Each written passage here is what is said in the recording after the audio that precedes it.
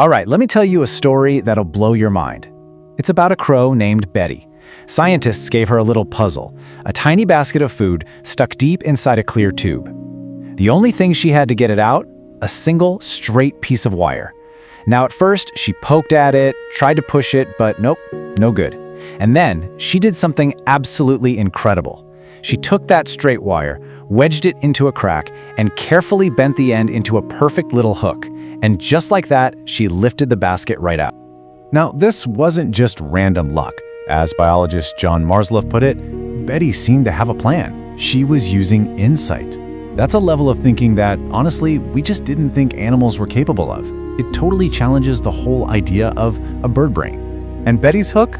Well, that's just the tip of the iceberg. It really forces you to wonder, right? What kind of wiring, what kind of hardware is behind that kind of problem solving?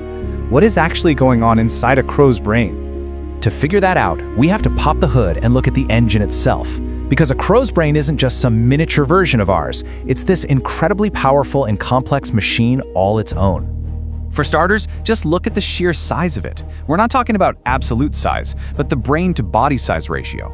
And for crows, that ratio is, well, it's on par with primates. Yeah, primates. It's so unusual that some scientists have nicknamed them small flying monkeys. And that size translates directly into some serious processing power. And that power comes from a really sophisticated setup. Just like us, they've got a huge forebrain that's constantly assessing information. They've got a hippocampus. That's kind of like our brain's internal GPS, giving them this incredible spatial memory. And they have an amygdala, which handles emotions. So when a crow experiences something, it's not just logging facts. It's creating what researchers call spatially relevant emotional memories. In other words, it remembers what happened, where it happened, and, crucially, how it felt. And you can see exactly how that brain power leads to real-world success right here. This is basically the house crow's secret recipe for taking over our cities. You'll notice that those cognitive abilities, problem-solving, social learning, memory, they're the engine driving everything else. It's what allows them to adapt on the fly and make the most of everything we leave behind. But all that individual brain power is really just the beginning, because that's the foundation for a social intelligence that is just stunningly complex. And this is where crows start to feel almost human. You know, maybe you've seen this before. A huge group of crows, all gathered together, just cawing like crazy around one of their own that has died. It's often called a crow funeral, and for the longest time, we've all wondered, what is going on there? Are they actually mourning? This behavior is so fascinating, so profound, that it's actually got its own field of study, corvid thanatology.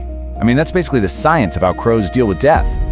Researchers are taking this super seriously, trying to decode what's really happening at these gatherings.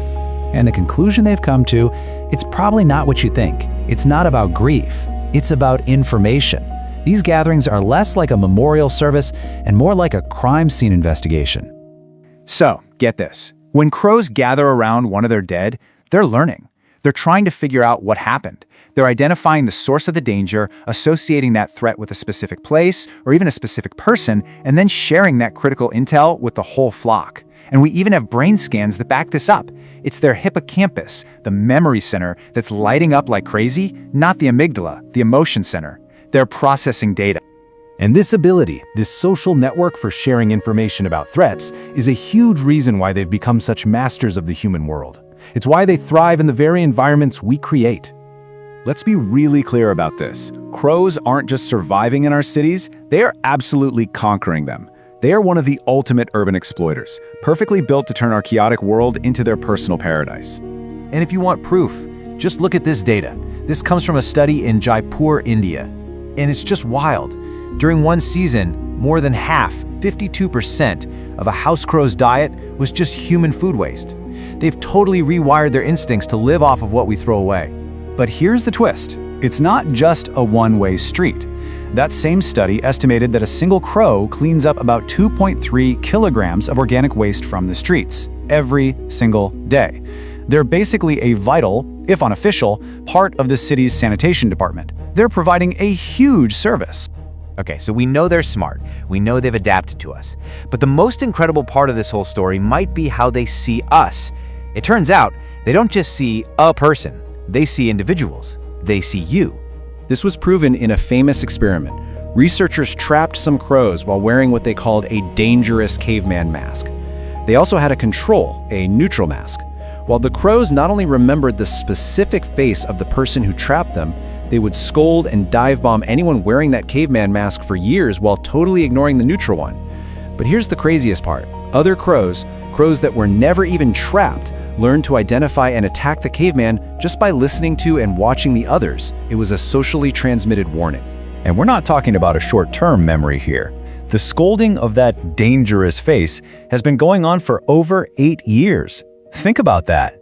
Many of the crows that are reacting today weren't even alive when the trapping happened. They learned this history from their parents. It's like a culture of danger passed down through generations. And, while this science seems so new and shocking, it's really not. People have known this for a long, long time. There are accounts from way back in 1881 describing how people in Vietnam would actually use crows as household guards. They knew that crows could tell a stranger from a friend and would sound the alarm. This isn't new science, it's ancient wisdom that we're just now catching up to with our experiments. So what this all really boils down to is that the crows in your neighborhood, they're not just part of the scenery. They are intelligent, social observers, and they are paying very, very close attention. They're watching us, they're learning from us, and they are definitely remembering us. They are thinking, feeling beings that we share this world with. So maybe the next time you see a crow looking right at you, the real question is, what should we remember about them?